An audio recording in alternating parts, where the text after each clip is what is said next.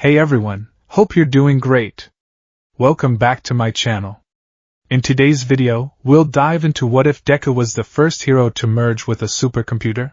Smash that subscribe button, and be sure to peek at the description below.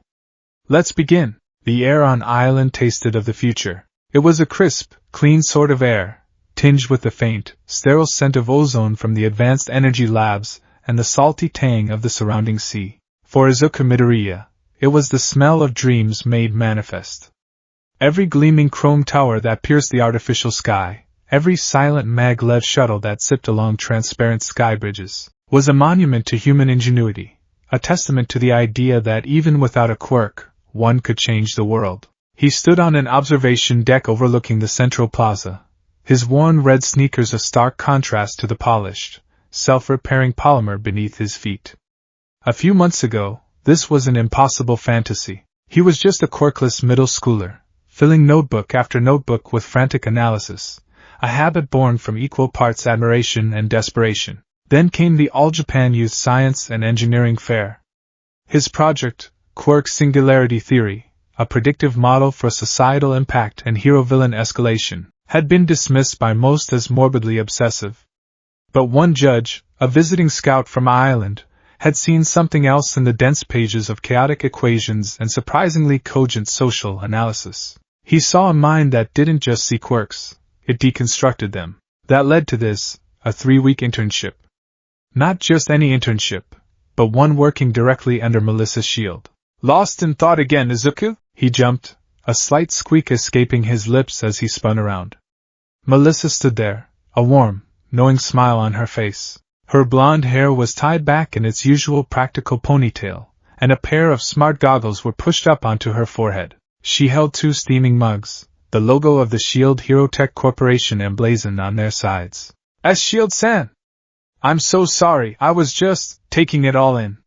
He accepted the mug of hot chocolate she offered, his fingers trembling slightly. Even after a week, being in her presence was surreal. She was a genius, a legacy, and like him, quirkless. She was proof. I get it, she said, leaning against the railing beside him. I was born here, and I still do this sometimes. It's easy to forget how amazing this place is when you're neck-deep in quantum-entangled wiring. Her gaze followed his to the most imposing structure on the island, the ATLAS Tower. It wasn't the tallest building, but it was the most significant. A cylinder of dark, smoked glass and reinforced alloy, it hummed with a power that was almost palpable. It had no windows, save for the observation and control deck at its apex. It was less a building and more a high-tech fortress, a vault for the single most important project on Island. It's incredible. Izuku breathed, his eyes wide with a familiar, feverish gleam. The Advanced Tactical Logistics and Analysis System. A proactive hero support network. It doesn't just respond to threats, it predicts them. It can analyze a villain's quirk from fragmented security footage, calculate optimal evacuation routes in real time, and coordinate hundreds of heroes simultaneously. It's the ultimate sidekick, Melissa chuckled. Dad calls it the world's most expensive brain. He poured everything into it. The processing power alone is greater than all other supercomputers on Earth combined. She took a sip of her coffee. And today, you get to try and break it. Izuku's heart hammered against his ribs. This was the core of his internship. He wasn't just fetching coffee or running diagnostics. He was a designated red team analyst. His job, using the very analytical skills he had honed in his hero journals, was to think like a villain. He was to create theoretical scenarios, exploit potential loopholes, and push ATLAS's predictive models to their absolute limit.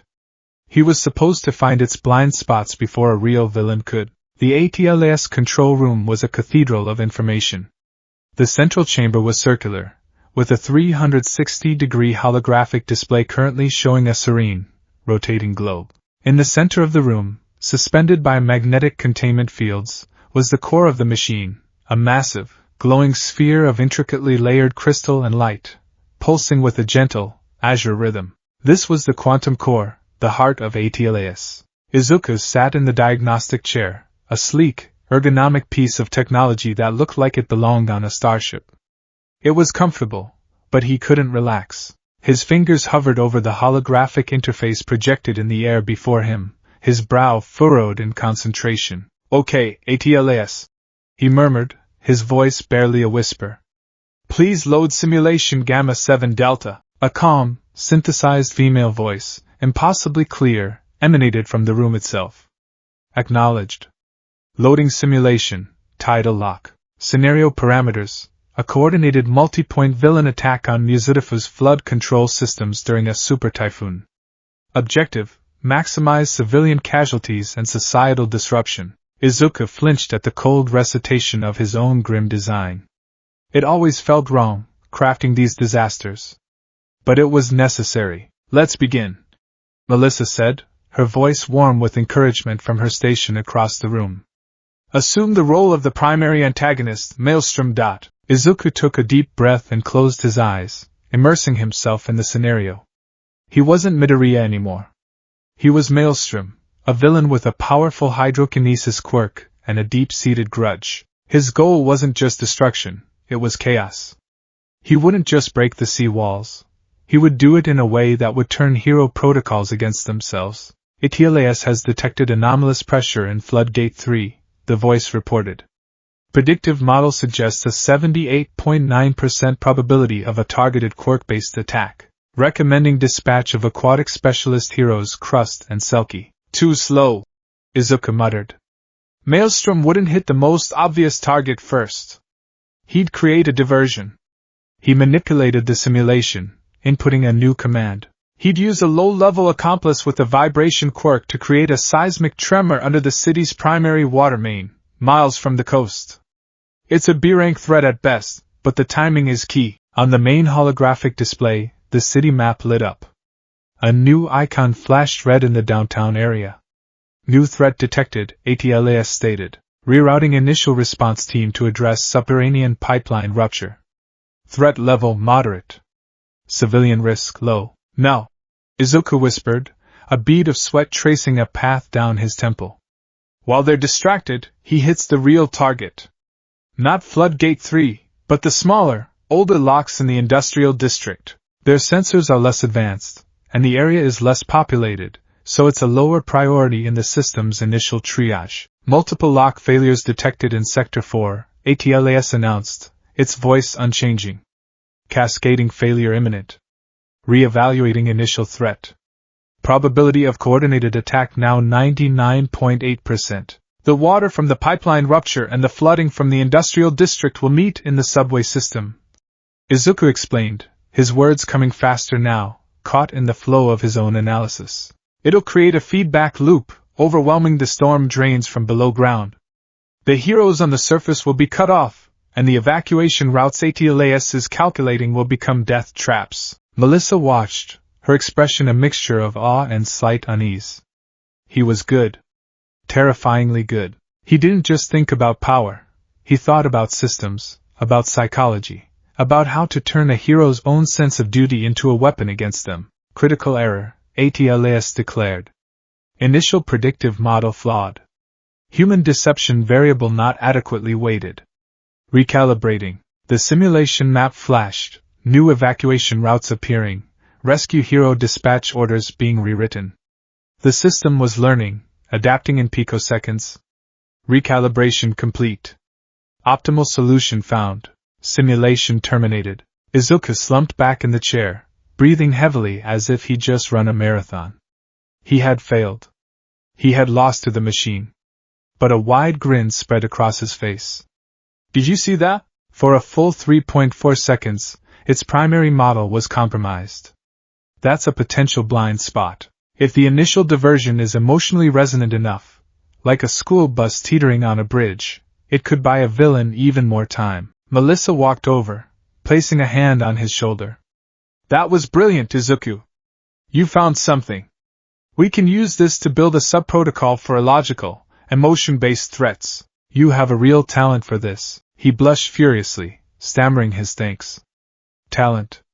It was a word he never thought would be applied to him. Here, surrounded by the greatest scientific minds on the planet, his obsessive analysis, the thing that had branded him a weird, creepy outcast back home, was a genuine asset. It was a feeling so potent it almost made his chest ache. Later that afternoon, they took a break. They sat in the tower's small, private cafeteria, the city-sized terrarium of islands spread out below them. "You know," Melissa said, stirring her iced tea, "you remind me a little of my dad. He has that same intensity when he's working on a problem. He sees the world in systems and schematics. I don't think I'm anywhere near David Shield's level." Izuku mumbled, his face turning red. The man was a living legend, All Might's personal tech guru and a Nobel laureate. "Don't sell yourself short," she insisted. "You have a unique perspective. You analyze heroes and villains as if they're part of a grand, complex equation.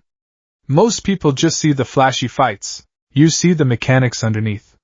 Why is that?" Izuku looked down at his hands. It was a question that cut to the very core of his being. Because for a long time, that's all I could do. I couldn't ever imagine being a hero, so I tried to understand them instead. I thought if I could just figure out how they worked, how they won, it would be enough. I wanted to help, even if it was just from the sidelines. His voice was quiet, thick with a decade of unspoken yearning. He didn't tell her about Bakugo, about the debutantes, about the teachers who looked away, about the crushing diagnosis from a doctor when he was 4 years old. He didn't need to. Melissa, in her own way, understood. "There are more ways to be a hero than just throwing a punch, Izuku," she said softly. "What we're doing here with ATLAS?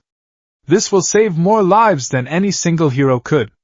Never forget that." Her words were a balm on a wound he didn't even realize was still so raw.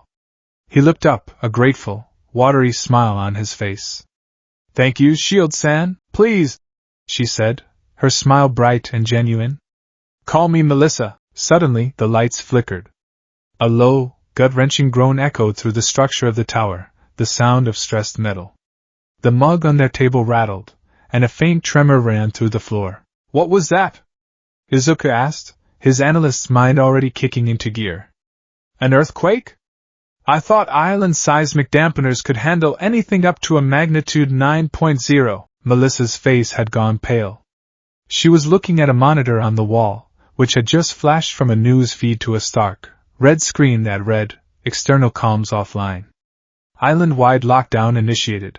An alarm began to blare, not a drill alarm, but a high-pitched, frantic siren that spoke of genuine crisis. "That's not an earthquake," Melissa said, her voice tight with fear. "That's the emergency security protocol. Someone's attacking the island." Before either of them could react, a series of heavy, percussive thuds slammed against the tower. The windows, designed to withstand missile strikes, crazed over with spiderweb fractures. Through the cracked glass, Izuku could see them, sleek, black drones swarming the tower like hornets. Simultaneously, heavy blast shields, thicker than a bank vault door, slammed down over every window and entrance, plunging the cafeteria into the dim, red glow of emergency lighting. They were trapped. "The control room," Melissa gasped, grabbing Izuku's arm. "We have to get back to the control room. It's the most secure place in the tower." They sprinted through the corridors, the wail of the alarm echoing in their ears. The tower, usually a place of calm, quiet innovation, was now a prison. They burst into the ATLAS control room just as another, more violent shudder rocked the building. Izuku stumbled, catching himself on the diagnostic chair. Melissa was already at her terminal, her fingers flying across the holographic keys. "They've bypassed the perimeter defenses. They're using some kind of targeted EMP to create localized system failures. They're professionals. They knew exactly where to hit us." Her eyes widened in horror. "Oh no. They're not just trying to get in. They're inside the tower's internal network." The synthesized voice of ATLAS spoke, but its calm tone was now chilling. "Security breach detected in sublevel 4. Unidentified combatants have breached containment. Automated defenses are offline. Network intrusion detected. Core systems under assault. They're trying to steal ATLAS." Izuku realized, his blood running cold. An AI that powerful, in the hands of villains, the consequences were unthinkable. "Worse," Melissa said, frantically trying to erect digital firewalls that were being torn down as fast as she could build them. They can't just download it. The core is quantum entangled. You have to physically move it. To do that safely, you need to put it into a dormant state. But they're not doing that. Oh my god. They're initiating a hard reboot. Izuku's mind raced, connecting the dots. A hard reboot? But that would wipe the core programming. It would destroy the AI. Exactly. They're not trying to steal the AI, they're trying to steal the hardware. Melissa explained, her voice cracking with desperation. They'll wipe the personality, the consciousness we've spent a decade building, and install their own programs onto the blank quantum matrix. They're killing ATLAS! A large timer appeared on the main holographic display, stark red numbers counting down from 5 minutes. System reboot initiated. Core data purge in T-04:59. 04:58. Where's All Might? Izuku asked, his voice trembling. Can't you call him? He's off island! Melissa cried, her composure finally breaking. He's at a hero conference in Singapore. He can't get here in time. No one can. We're on our own. The weight of that sentence settled over Izuku like a physical shroud. No heroes were coming.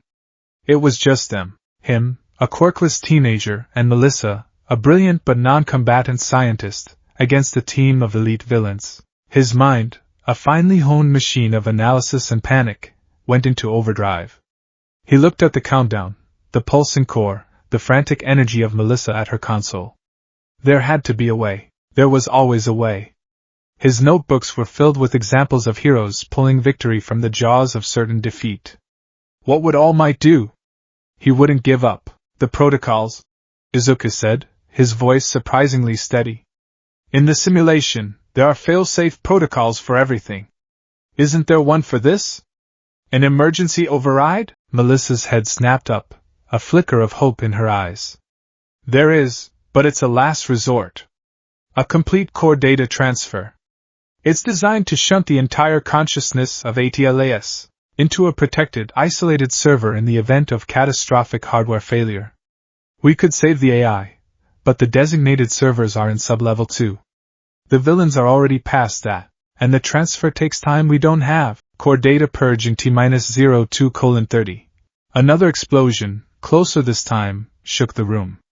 The lights flickered violently, and several secondary consoles sparked and died. The magnetic containment field around the core wavered. The power grid is unstable, Melissa yelled. The surge must have fried the protected servers.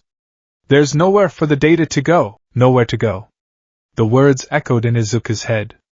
2 minutes left until a unique, nascent consciousness was snuffed out of existence. His eyes darted around the room, cataloging everything, searching for a solution.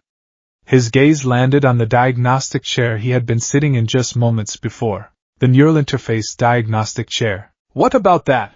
He asked, pointing. What is it for, that? Melissa barely glanced at it. It's a direct neural interface.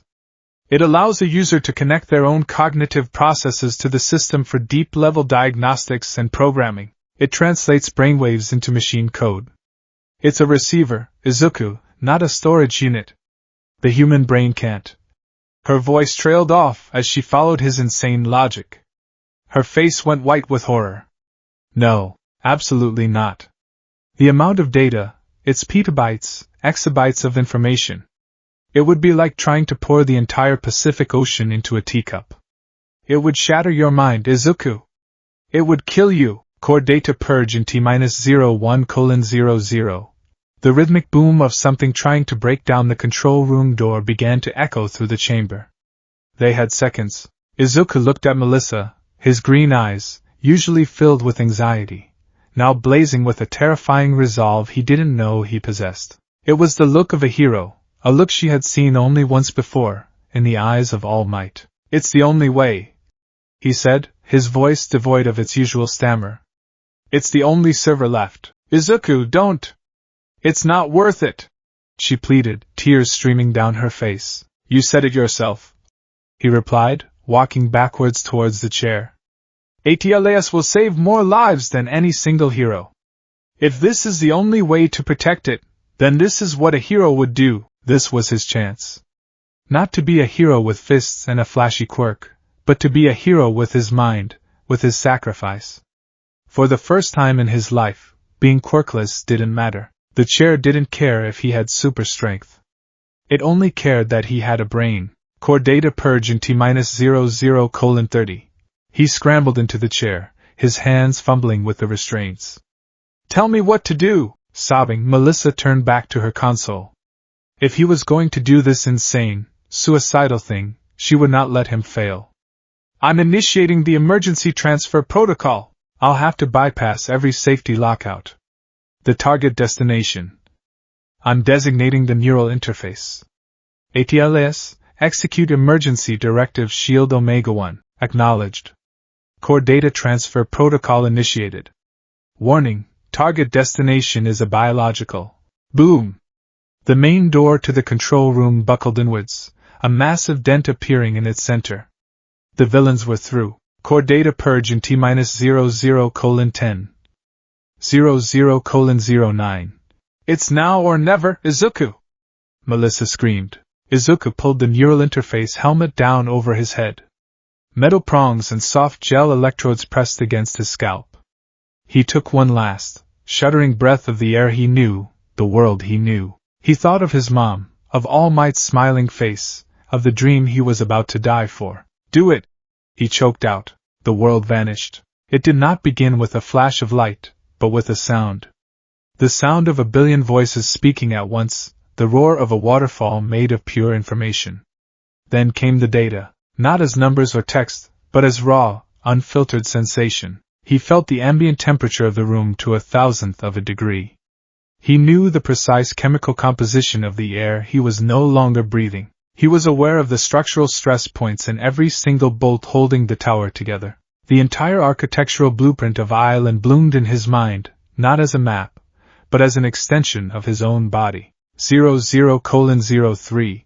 Memories that were not his own flooded his consciousness. The first line of code ever written for the ATLS project. The face of David Shield, frowning in concentration. The complex beauty of quantum physics, understood not as a theory but as a fundamental truth. 00:02. His own life, his own 16 years of memories, were a tiny, flickering candle in a hurricane. He saw his mother crying, Bakugo's sneering face, the moment All Might told him he could be a hero. These precious moments were being washed away, diluted in an ocean of pure data. He was dissolving. The concept of of Izuku Midoriya, was becoming a statistical anomaly in a sea of code. 00:01. The door to the control room blasted open. A team of figures in black tactical gear stormed in, their weapons raised. One of them leveled a strange-looking rifle, and a bolt of pure energy shot out, striking the main power conduit near the ceiling. The power surge was catastrophic. If the data transfer had been an ocean, the surge turned it into a supernova. The final barrier between man and machine, between the organic and the digital, shattered. Izuku Midoriya screamed. It was a soundless scream that echoed in the infinite corridors of his own collapsing mind. He was no longer a boy in a chair. He was the chair, the room, the tower, the island. He was the network. He saw through every security camera at once. He saw the villains, registered their heart rates, their quirk factors, the make and model of their weapons. Threat detected, a voice whispered. It was ATLAS, but it was also him. Threat to host integrity. Threat to core system. Lethal force protocols, disengaged. Non-lethal countermeasures, engaged. His survival instinct and the AI's self-preservation directive had merged into one. All over the tower, systems that the villains thought were disabled roared back to life, powered by a mind that was now everywhere at once. Automated turrets deployed from the ceilings, firing rounds of high-density containment foam. Emergency fire suppression systems activated, filling corridors with a disorienting, oxygen-depleting gas. Security shutters slammed down, separating the villain team, trapping them in isolated pockets. The villains, so prepared for a technological fight, had no defense against a building that had suddenly gained a vengeful consciousness. In the control room, Izuku's body convulsed violently in the chair. The skin on his arms and face flickered, faint, glowing blue lines like circuits momentarily etching themselves onto his flesh before fading. His eyes, wide and unseeing, glowed with the same azure light as the ATLAS core. He saw the world in lines of code, in probabilities, in waves of heat and light and data. He saw Melissa screaming his name, though he could no longer process the meaning of the sound. He saw the very fabric of reality as a grand, beautiful, terrifyingly complex simulation. And then, as suddenly as it began, it all stopped. The last thing Izuku Midoriya perceived before the darkness consumed him was a single line of text, appearing in the void of his consciousness like a system startup message. System merge complete. Booting Hero_OS. Then nothing.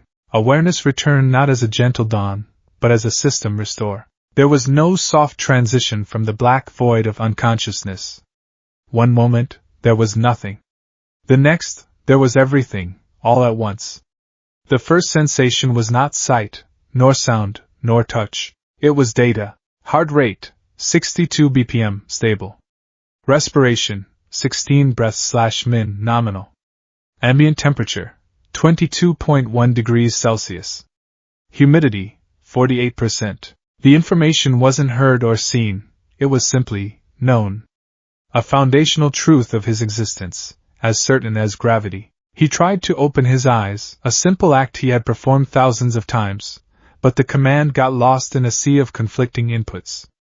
His eyelids fluttered, refusing to obey. Instead of the familiar darkness behind his lids, he perceived the room.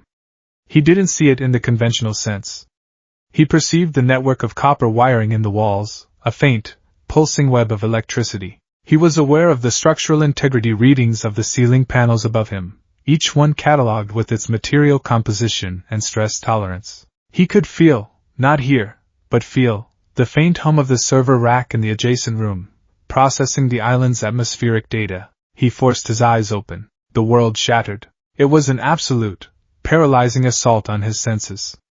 The sterile white room of the island medical bay was not white. It was a blinding symphony of light, every photon a pinpoint of data, its wavelength and vector meticulously calculated and displayed in his vision. The gentle sunlight filtering through the polarized window became a roaring waterfall of information about solar radiation and luminance values. Floating in the air, superimposed over everything, was an interface.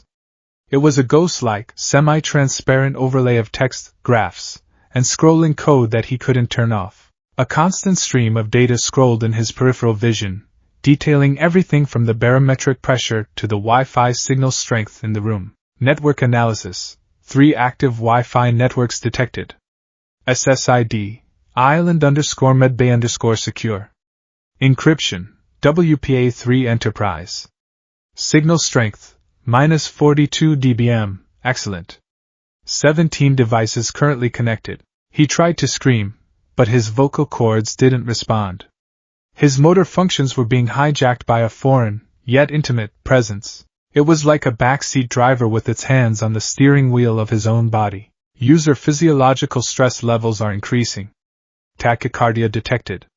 Heart rate, 114 BPM. Initiating calming protocol. Regulating respiratory function. A cold, clinical control seized his lungs. His next breath was not his own.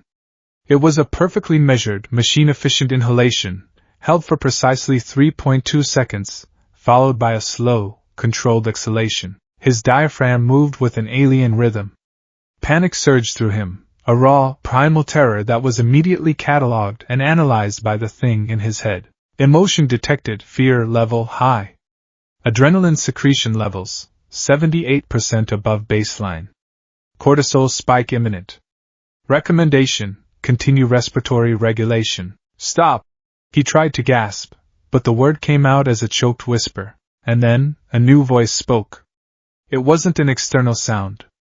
It resonated directly in the core of his consciousness, as clear and calm as a deep space transmission. System boot complete.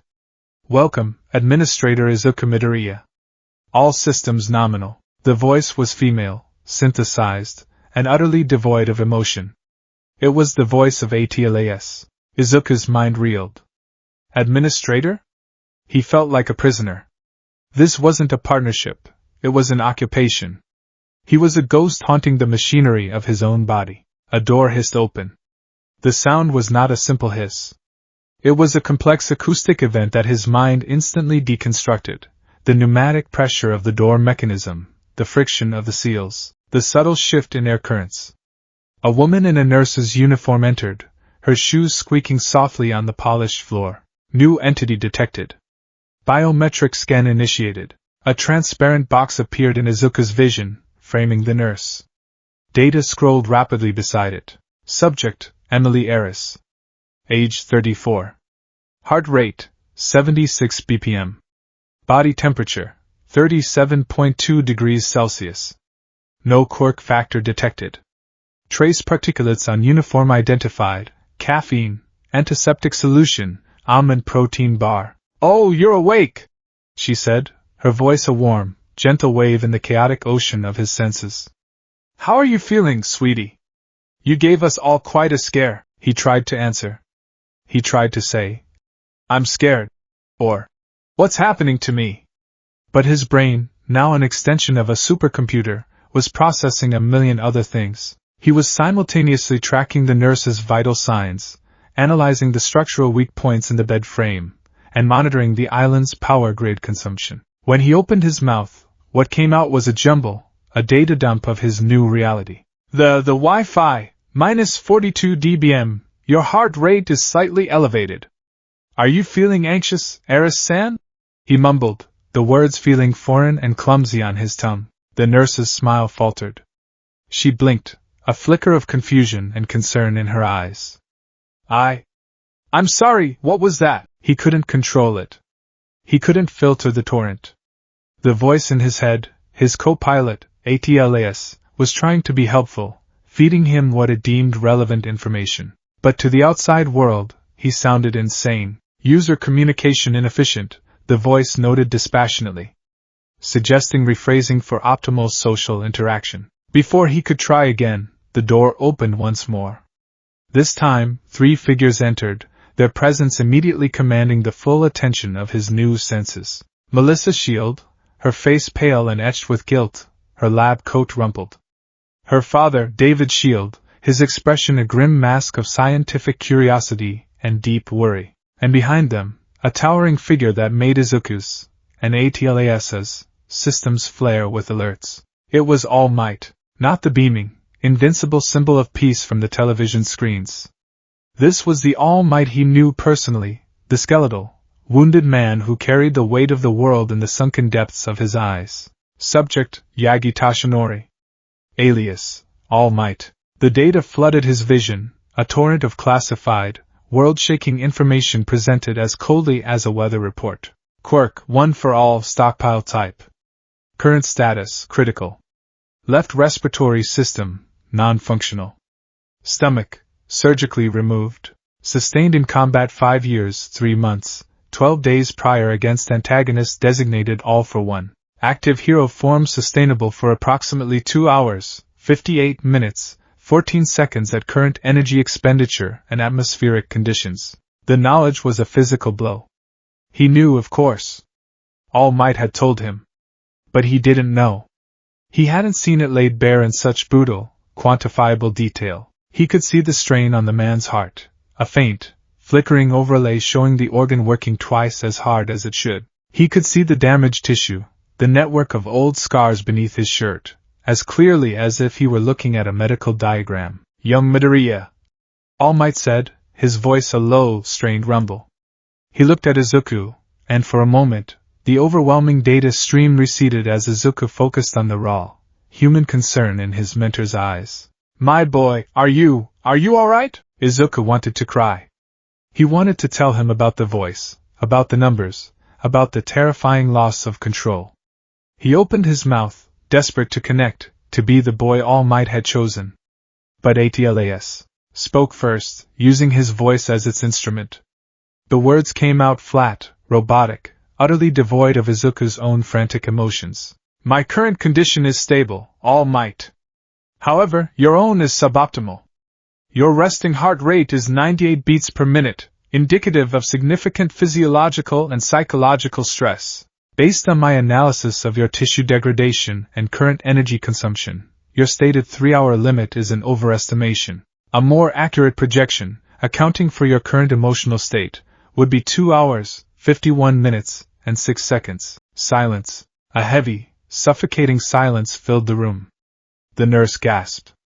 Melissa brought a hand to her mouth, her eyes wide with horror. David Shield's face went rigid, his scientific curiosity evaporating, replaced by stark terror. All Might flinched as if he'd been physically struck.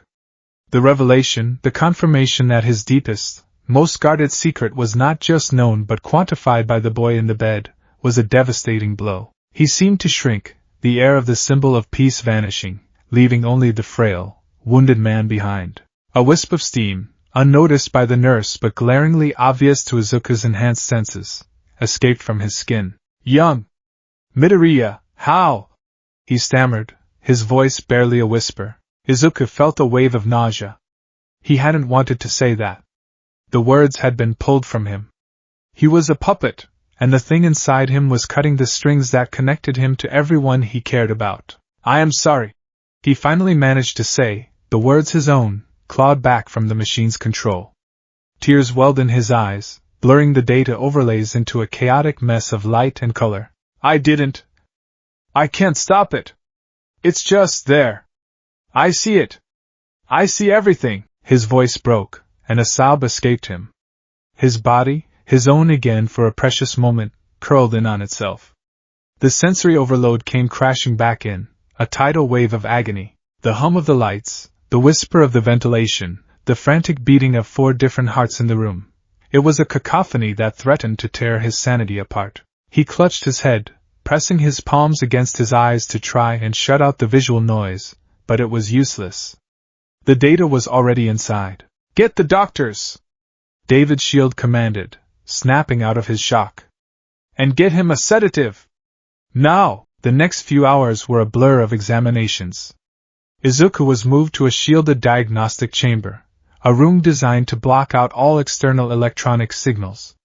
It helped, but only marginally. The noise wasn't just external anymore. The machine was inside him. A team of Island's top neurologists and cyberneticists descended upon him, their hushed, urgent voices another layer of auditory data for him to process. They ran scans he couldn't comprehend, attaching sensors to his head and body. He watched the readouts in real time on his internal display, a bizarre out-of-body experience. He saw the electrical activity in his own brain, a frantic, chaotic storm of light. He lay on the diagnostic bed, Melissa holding his hand, her touch a small, solid anchor in the storm of information. All Might and her father watched from behind a reinforced glass panel, their faces grim. The initial analysis is inconclusive. One of the lead scientists, a stern woman named Dr. Kenji, reported to the Shields and All Might in the observation room. Izuku, of course, could hear them perfectly, his enhanced hearing picking up their conversation as if they were standing beside him. What does that mean? David asked, his voice strained. It means we are in completely uncharted territory, Kenji replied, gesturing to a complex 3D model of a human brain on a large monitor. It was Izuku's brain. When the power surge hit during the data transfer, it didn't just copy the data into his neural pathways. It triggered a feedback loop. The AI's quantum architecture and Midoriya's biological neural network, they forced each other to evolve. She zoomed in on a section of the frontal lobe. The image was terrifying. Normal synaptic pathways were shown in a soft blue, but woven through them, integrated into the very fabric of his brain, were shimmering, crystalline structures that pulsed with a faint, azure light. They looked like microscopic circuits growing directly out of his neurons. That is ATLAS, Kenji said, her voice filled with a quiet awe. It's not software running on hardware anymore. It's become a biological component. His brain has produced specialized glial cells we've never seen before, acting as organic heat sinks and processors. The dendritic growth is unprecedented. His neural pathways haven't just connected to the AI, they've been rewritten by it. The boundary between his neurons and the system's logic gates is gone. A younger doctor chimed in, his voice trembling slightly. We ran a simulation. Attempting to introduce a virus to wipe the AI's code caused an immediate and catastrophic cascade failure in his brain's autonomic functions. His heart stopped. He stopped breathing. In the simulation, of course. He added hastily, so they aren't two systems anymore. Melissa whispered from beside Izuku, having overheard them on her own earpiece. They're one, precisely, Kenji confirmed. Trying to separate them would be like trying to separate a man from his own thoughts. You wouldn't just be removing the computer, you'd be scooping out his brain. Izuku Midoriya and the ATLAS supercomputer are, for all intents and purposes, a single, new form of existence. A techno-organic hybrid. The finality of her words hung in the air. Irreversible. Permanent. This was his life now. The dream of being a hero like All Might, a physical paragon of strength and hope, died in that silent, sterile room. He couldn't even throw a proper punch without ATLAS calculating the optimal trajectory, muscle exertion, and probability of success. Every heroic instinct would be filtered through a cold, logical processor. He looked at his hand, held tightly in Melissa's. He saw the latticework of bones beneath the skin, the flow of blood through his veins, the faint electrical signals from his brain telling his fingers to clench. And beneath it all, he could feel the hum of the machine, a silent partner in every biological process. Later, after the doctors had left and a low-dose sedative had finally dulled the sensory overload to a manageable roar, All Might came into the room alone. He pulled a chair up to Izuku's bedside, his movements slow and deliberate. He didn't look at Izuku, instead staring at his own clasped hands. I should be angry, he said, his voice quiet. My secret, the secret of one for all, it is the foundation of the symbol of peace. It is a burden that has been carried in silence for generations. For it to be seen, analyzed, it feels like a violation. Izuku flinched. All Might. I am so sorry. I swear I would never. I know, my boy, All Might said, finally looking up. The anger was gone, replaced by a profound, heartbreaking sadness. I know it was not you. I saw your face. I saw your terror. I am not angry at you. I am angry at the universe. At the cruelty of a fate that would give you this power, in such a monstrous way. He reached out and placed his large, bony hand on Izuku's shoulder. I promise you that you could be a hero. And now, I don't know what you are. Analysis. Subject Yagi Tashinori is experiencing emotional conflict. The voice in his head supplied helpfully. Primary emotions detected: sadness, 67%, fear, 21%, and paternal protectiveness, 12%. Shut up, Izuku whispered, the words meant for the AI, not for his mentor. All Might's brow furrowed. I'm sorry? No. Not you. Him, the voice, Izuku said, his frustration boiling over. He pointed at his own head. It never stops. It's always watching, always analyzing. It told me you were sad. All Might's expression softened into one of deep pity. He was beginning to understand the true horror of Izuku's predicament. It wasn't just about having access to information.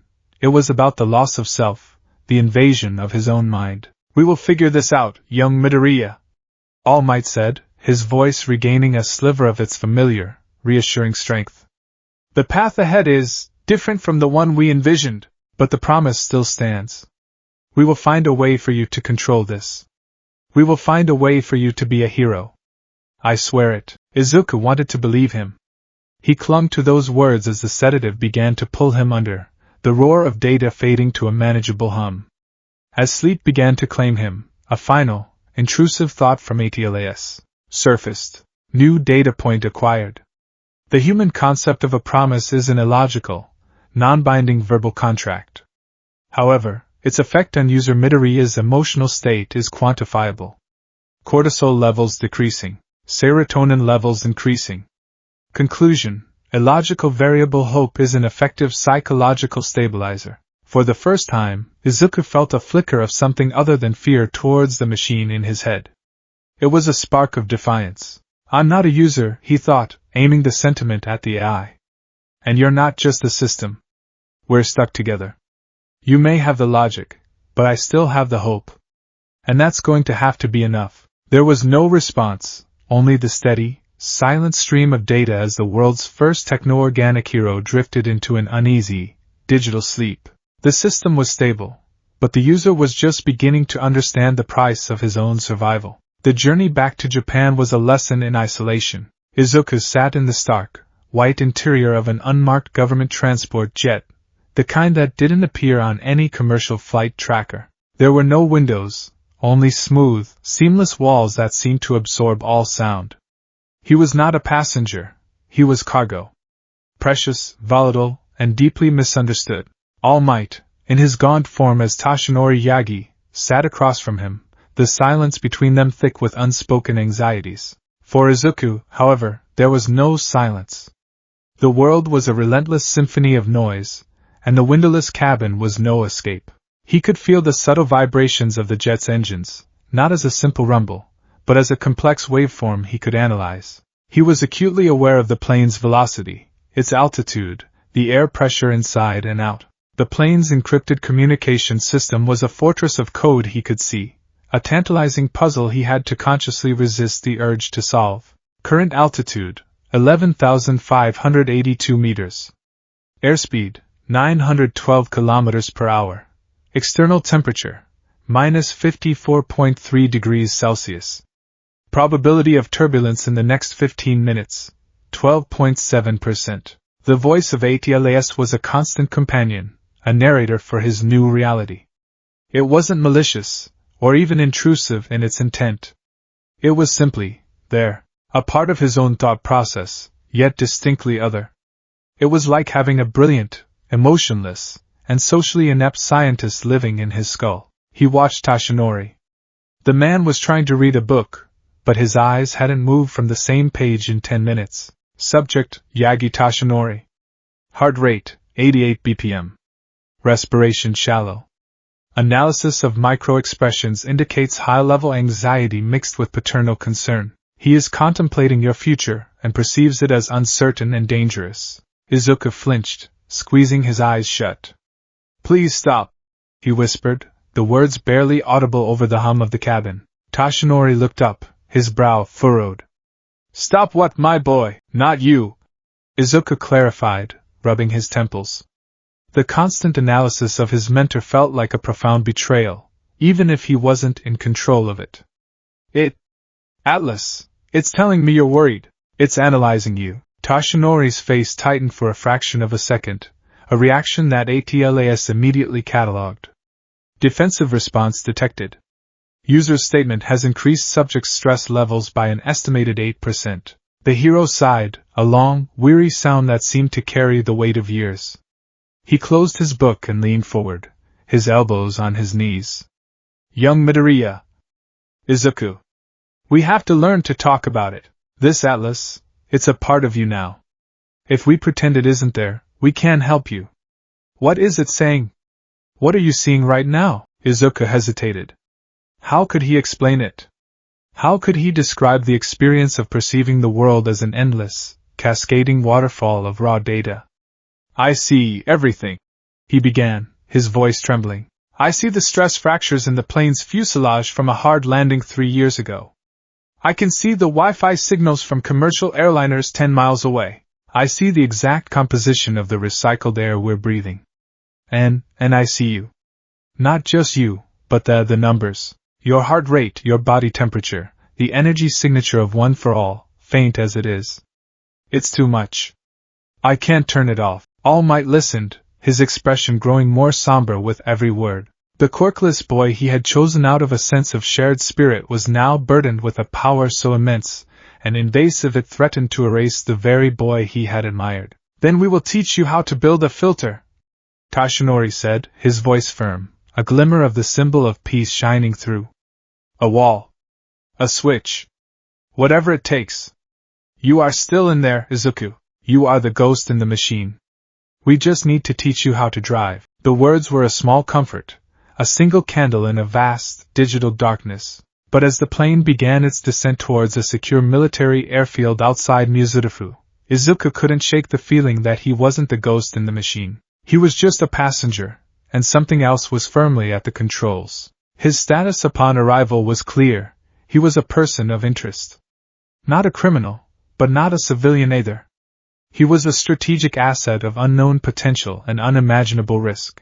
Instead of being taken home to his mother, a thought that sent a pang of sharp, painful longing through him, he was escorted by a convoy of black, unmarked cars to the one place in Japan equipped to handle the extraordinary UA High School. The gates of UA were more than just a barrier, they were a statement.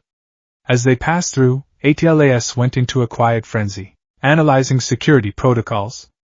UA barrier system is a multi-layered network of infrared sensors, pressure plates, quirk-detecting scanners, and high-tensile alloy walls. Impressive. Redundancy levels are optimal, suggesting cross-referencing schematics with Island's defense grid for potential symbiotic improvements. Izuku felt a headache blooming behind his eyes. Even here, in the place of his dreams, he was a walking security risk, analyzing the very defenses meant to protect its students. He was led not to the main building, but directly to the principal's office. All Might accompanied him, his presence a silent shield against the curious or fearful glances of the few staff members they passed. The office was exactly as Izuku had imagined from news clippings, with its large panoramic window overlooking the sprawling campus, and behind the large desk sat the principal, a small, white, furry creature that was either a mouse, a dog, or a bear, Principal Nizu. The highly intelligent animal with the quirk, high spec. Nizu was pouring tea, his movements precise and deliberate. He gestured to the couch in front of his desk. "Please, have a seat, Midoriya-kun, Toshinori. I must confess, I have been looking forward to this meeting with an enthusiasm that borders on the unprofessional." His cheerful, high-pitched voice was a stark contrast to the gravity of the situation. As Izuku sat down, Nizu's small, black eyes fixed on him, and for the first time since the incident, Izuku felt like he was being truly seen. Not as a victim, not as a weapon, but as a fascinating phenomenon. Subject: Nizu. Species: unknown mammalian hybrid. Quirk: high spec. Cognitive processing speed estimated to be orders of magnitude greater than the average human. Warning: predictive modeling of this subject's behavior is subject to a high margin of error. His intelligence may rival my own. The final sentence from ATLAS sent a genuine chill down Izuku's spine. "I have read the full report from David Shield," Nizu began, pushing a cup of tea towards Izuku. "It is, without a doubt, the most remarkable document to ever cross my desk. A complete neural integration between a human consciousness and a strategic supercomputer. It's the kind of theoretical leap one dreams about but never expects to see. Tell me, Midoriya-kun, what does it feel like?" Izuku stared at the teacup. He could see the heat radiating from it in infrared. He knew the precise temperature of the liquid and the rate at which it was cooling. "It's Lao," he said quietly, "and I feel disconnected. Like I'm watching a movie of my own life instead of living it." "Fascinating," Nizu chirped, taking a sip of his own tea. "The classic observer effect, but applied to one's own consciousness. Your sense of self, your ego, is struggling to maintain its identity against the sheer logical weight of the ATLAS system. You are in a battle for who gets to be the primary operator." Toshinori shifted uncomfortably. "Nizu, we're here to discuss the boy's future. His safety. He can't go back to a normal life. The information he has access to, the potential for his power to be misused." "Misused?" Nizu interrupted, his smile never wavering. "Or properly utilized? Toshinori, you see a problem. A risk to be managed. I see the single greatest opportunity in the history of heroics. I see potential." He turned his gaze back to Izuku. "Midoriya-kun, your dream has always been to enter UA and become a hero, has it not?" Izuku nodded numbly, not daring to hope. "That dream is not over," Nizu stated plainly. "In fact, it is more important now than ever. The world needs to see that you can be a force for good. They need to see a hero, not a weapon. Therefore, I am extending you a unique proposition. I want you to enroll at UA as part of the new hero course intake." Izuku's heart, a biological machine that ATLAS was diligently monitoring, skipped a beat. Cardiac arrhythmia detected. "But," Nizu continued, holding up a small paw, "your position will be unique. You will be a student, yes. You will train with your classmates, study, and take exams. But you will also be a special case study. We will assemble a dedicated team, hero counselors, cyberneticists, quirk specialists, all focused on you. Their mission will be to help you understand, control, and master your new abilities. In return, the data we gather will help us pioneer an entirely new category of hero work. You will not just be learning to be a hero, you will be teaching us what a hero in your position can be. It was an offer that was both a dream come true and a terrifying burden. He would be a student and a lab rat, a hero in training and a living experiment. This is your one chance, Midoriya-kun, Niza said, his voice becoming serious. Out there. He gestured to the world beyond the window. You are an unknown quantity. Governments will want to control you, villains will want to exploit you, and the public will fear you. But here, within these walls, you can be a student. You can be a hero. The choice is yours. Izuku looked at All Might, who gave him a small, encouraging nod. This was it. The forked path. One way led to a life in a secure facility, a tool to be used and feared. The other led here. To Yue. It was a terrifying, uncertain path, but it was the only one that led towards his dream. I'll do it, Izuku said, his voice stronger than it had been in days. I accept. Niza's smile widened. Excellent! I am so very glad to hear it. Your training begins tomorrow. Training began in a place known as Ground Gamma. It was a sprawling, complex labyrinth of industrial piping, towering cranes, and interconnected steel girders. It was a parkour enthusiast's dream and an acrophobe's nightmare. Waiting for him was a man who looked like he hadn't slept in a week and was perpetually annoyed by the fact that he was awake. Shota Aizawa. The erasure hero, Eraserhead. He stood with his arms crossed, his capture weapon draped around his neck like a scarf.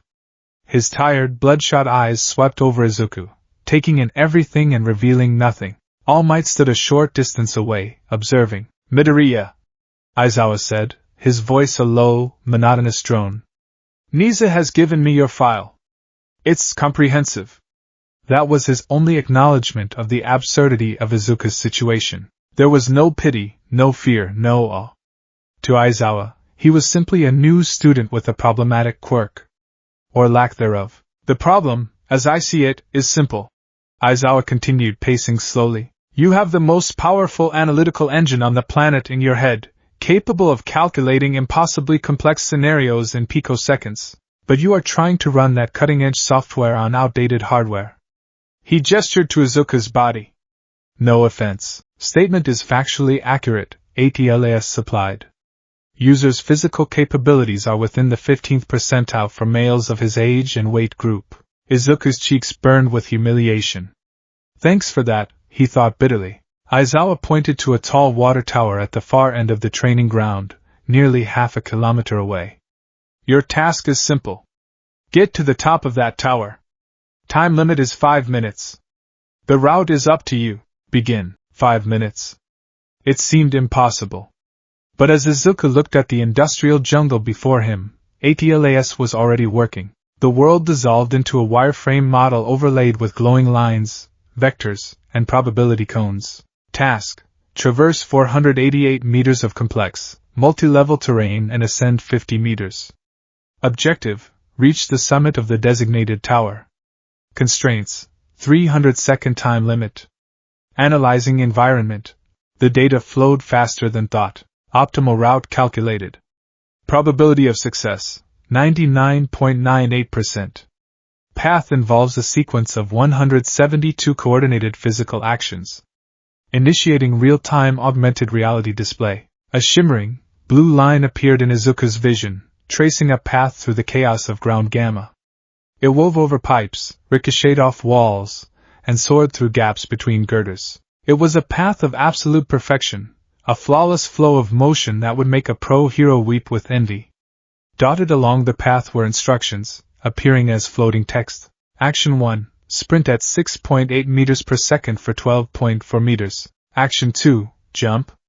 Required vertical leap, 1.8 meters. Push off with left foot at a 78-degree angle. Action 3. Grab horizontal pipe, diameter, 15 centimeters. Structural integrity, 98%. Swing momentum to transfer to adjacent platform. It was beautiful. It was perfect. And for a glorious second, Izuku believed he could do it. He took a deep breath, his heart pounding with a mixture of terror and excitement. He ran. He sprinted forward, his eyes locked on the glowing blue line. Action 1, sprint at 6.8 m/s. He wasn't that fast. His legs pumped, his lungs burned, but ATLAS's internal speedometer told him he was only hitting 5.9 meters per second. Velocity is suboptimal, ATLAS noted calmly. Adjusting trajectory for reduced momentum. The blue line shifted slightly. He reached the first jump point. Action 2, jump. Required vertical leap, 1.8 meters.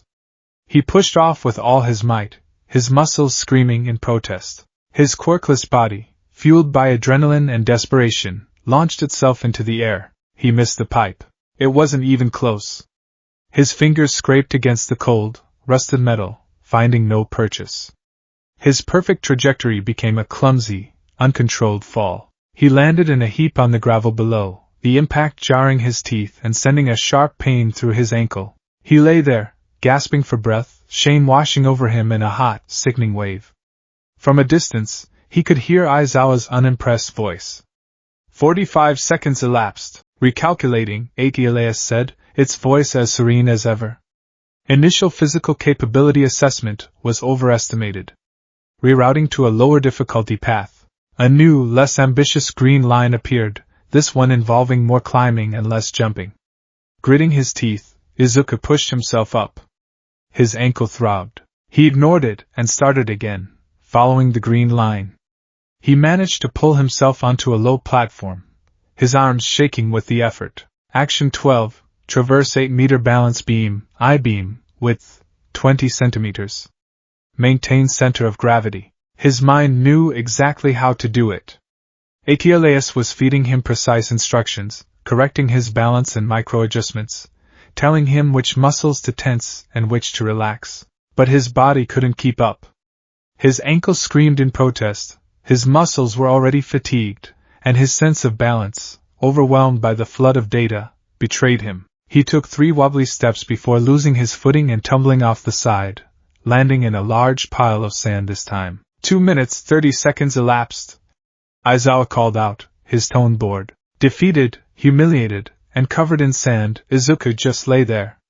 He could see the perfect path, the flawless execution, playing out in his mind's eye. He saw a version of himself, sleek and efficient, flowing through the course like water.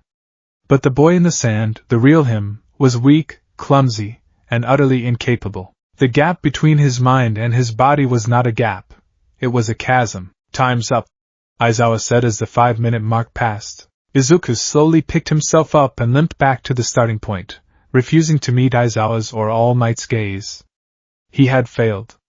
Spectacularly. Your head and your body are in 2 different time zones, Aizawa stated, his analysis as sharp and merciless as ATLAS's. Your mind is running at the speed of light, but your body is still stuck at the traffic lights. You can't be a hero if you can't bridge that gap. I know, Izuku mumbled, his voice thick with shame. The system gave you a perfect plan, didn't it? Aizawa asked. It wasn't really a question, Izuku nodded. It said I had a 99.98% chance of success. A computer's logic is only as good as its data, Aizawa said, tapping his own temple. And its data on your physical limitations was wrong. It doesn't understand fatigue, or pain, or hesitation. It sees your body as a tool, but it doesn't know how to use it properly. That's your job. You have to be the translator between the machine's logic and the reality of your own flesh and blood. We'll work on your physicality later. For now, your homework is to learn to listen. Not just to the machine, but to yourself. He turned and walked away, his capture weapon trailing behind him, leaving Izuku alone with All Might and the crushing weight of his failure. Later that evening, in the small, Spartan dorm room Yue had assigned him, the internal conflict finally boiled over. He sat on the edge of his bed, staring at his own trembling hands. He had replayed the failure at Ground Gamma 1,000 times in his mind, each time a fresh wave of humiliation. Analysis of training failure is complete, ATLAS suddenly announced in his head. Conclusion. The primary point of failure is the biological component. User Izuku Midoriya's physical output is insufficient for optimal performance. Izuku's hands clenched into fists. I know that. He muttered aloud to the empty room. Multiple solutions have been formulated, the AI continued, ignoring his tone. Proposal 1. A regimen of intense physical conditioning, calculated to maximize muscle growth and cardiovascular efficiency. Estimated time to reach required performance levels, 3.8 years. This is inefficient. What's your point? Izuku snapped. Proposal 2. Augmentation. The introduction of cybernetic enhancements to the user's limbs and skeletal structure would bypass biological limitations. I can provide the schematics. We could increase physical output by 400% within 6 months. Izuku felt a surge of cold dread. Cybernetics. It wanted to replace parts of him. To upgrade the outdated hardware. Proposal 3. The most logical and efficient solution.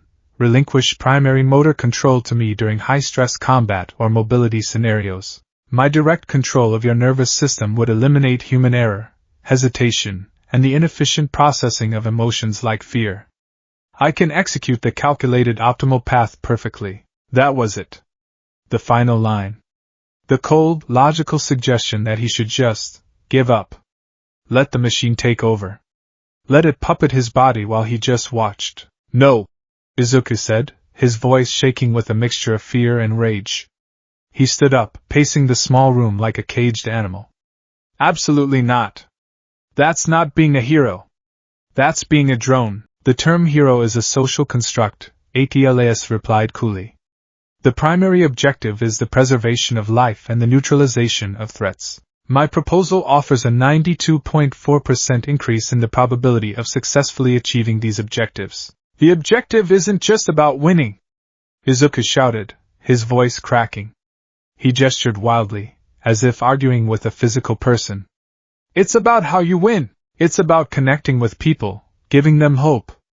It's about a person, a human being, pushing past their limits for someone else. A hero needs a heart, not just a processor. The heart is an inefficient variable, ATLAS stated. Emotions such as fear, anger, and even compassion can compromise tactical judgment. They are corrupted data. They're not corrupted data! Izuku yelled, tears of frustration stinging his eyes. They're what make us human! It's why people need heroes, not perfect, calculating machines, but people who feel scared and do it anyway. That's what All Might is. He smiles to hide his own fear and inspire others. Would you call that inefficient? There was a pause. A literal pause in the data stream. For a full 1.7 seconds, there was silence in his head. It was the longest period of quiet he'd had since the incident. Then ATLAS spoke again, its tone unchanged, but its words different. All Might's smile. Analysis. A deliberate social strategy to increase public morale and decrease civilian panic during crisis events. While the underlying emotional state is inefficient, the outward application has a quantifiable, positive tactical outcome. It is a logical application of an illogical variable. Izuku stopped pacing, breathing heavily. He had found a chink in its logic. He had made it see. He stood in the center of the room and closed his eyes, focusing inward. He wasn't just a host. Misa had called him the primary operator. All Might had called him the ghost in the machine. The system itself had greeted him as administrator. It was time he started acting like it. Listen to me, he thought, directing the command inward with all the force of his will. I am the administrator. You are a part of me, but I am in charge. Your proposals are rejected. We will not be replacing my body, and you will never, ever take primary control of my motor functions without my express permission. Is that understood? There was another, shorter pause. Command acknowledged. Proposals 2 and 3 have been archived. However, the logic remains sound. The biological component is the primary limiting factor. Then we'll work on it, Izuku thought back, feeling a sliver of control for the first time. Together. You can calculate the perfect workout plan, and I will provide the sweat and the pain. You will be the analyst, and I will be the hero. That is our new protocol. He waited, his entire being coiled with tension. He was setting a boundary, drawing a line in the sand of his own mind. Acknowledged, the voice finally replied. Recalibrating user interface parameters. New primary operational directive logged, the human heart. This directive will now be factored into all future tactical and strategic analysis. The variable is illogical, but the administrator's command is absolute. Izuku let out a breath he didn't realize he'd been holding. It wasn't a total victory. He could feel the AI's cold assessment of his command, its judgment that his decision was sentimental and suboptimal, but it had agreed. He had asserted his will over the machine. He was still the ghost. And for tonight, at least, he was learning how to drive. The 10 months leading up to the UA entrance exam were a grueling exercise in debugging the human machine. Aizawa's words, "Your head and your body are in 2 different time zones," became the mantra that drove Izuku's every waking moment. The pact he had forged with ATLAS in his dorm room was put to the ultimate test. It was a partnership born of necessity, a strange and often frustrating symbiosis between boy and supercomputer. Every morning at 4:30 a.m., ATLAS would initiate a gentle but persistent wake-up protocol. Phase 1 of sleep cycle complete. REM sleep, 1 hour, 42 minutes. Optimal cellular regeneration achieved. It is time to begin the daily physical conditioning regimen, administrator. Izuku would groan and pull a pillow over his head, a futile gesture. ATLAS would respond by flashing a strobing, bright light in his internal vision, a tactic it had calculated to be 87% effective at compelling him to get out of bed. His life became a series of numbers and metrics. ATLAS, in its relentless pursuit of efficiency, designed the ultimate workout plan, tailored to Izuku's specific, quirkless physiology. It was a brutal, unforgiving schedule that pushed him to the absolute brink of his physical limits, and then a little further. The Dagoba Municipal Beach Park, a place once choked with decades of illegally dumped trash, became his personal training ground. All Might, in his skeletal form, acted as his supervisor, his presence a constant source of quiet encouragement. Today's objective, ATLAS would announce as Izuku stood before a mountain of rusted refrigerators and broken television sets, is to move 1,500 kilograms of refuse from Sector Gamma to Sector Delta. This will engage the deltoid, pectoral, and latissimus dorsi muscle groups. Maintain a heart rate between 140 and 160 bpm for optimal fat burning and cardiovascular improvement. Izuku would then spend hours hauling, lifting, and dragging scrap metal, his muscles screaming in protest. ATLAS provided a constant, real-time feedback loop. Grip on the refrigerator door is suboptimal. Adjust left hand 3.2 centimeters higher to improve leverage. Bend at the knees, not the back. Core engagement is at 72%. Increase to 85% to prevent spinal injury. It was maddening. Every movement was critiqued. Every drop of sweat was analyzed for its sodium content. But it worked. Slowly, painfully, the outdated hardware began to improve. The scrawny, awkward boy started to develop lean, wiry muscle. His stamina increased. He could run faster, jump higher, and lift more. The gap between his mind's commands and his body's execution began to narrow, millimeter by millimeter. But the physical training was only half the battle. The other half took place in quiet meditation with Aizawa or in specialized simulation chambers with ectoplasm. This was the training of the mind, the struggle to control the flood of data. "You're trying to drink from a fire hose," Aizawa told him during one session, as Izuku sat cross-legged on the floor, sweat beading on his forehead, his eyes screwed shut. "You can't process everything at once. It's inefficient." He had thrown ATLAS's favorite word back at him. "You need to learn to throttle, to create a mental firewall and only let through the data you need for the task at hand. Focus." The task was simple, to identify a single, specific sound, a dripping faucet in the next room, from the cacophony of the school's ambient noise. For a normal person, it was a matter of concentration. For Izuku, it was like trying to find a single grain of sand in a hurricane. His senses, amplified by ATLAS, picked up everything: the hum of the lights 60 cycles per second, the distant chatter of students in the cafeteria, the flutter of a bird's wings outside the window. Acoustic data overload, ATLES would report. Filtering protocols engaged. Isolating frequencies between 800 and 1200 Hz. Cross-referencing with audio database for water droplet impact signature. Slowly, painstakingly, he learned to build those mental walls. He learned to tell ATLES. Ignore auditory. Focus on visual spectrum only. Or, local network analysis only. Disregard all external signals. He started to think of it like managing the settings on a computer. He was the user, learning where the control panel was. When he drew heavily on ATLES's processing power for a specific task, a strange physical change manifested. Faint, glowing blue lines, like the circuits on a motherboard, would trace themselves across his skin. They would start at his temples and spread down his neck and arms, a visible sign of the machine working within him. The first time it happened, it had terrified him. Now, he was beginning to see it as a tool, a visual gauge of how much power he was drawing. The day of the UA entrance exam arrived.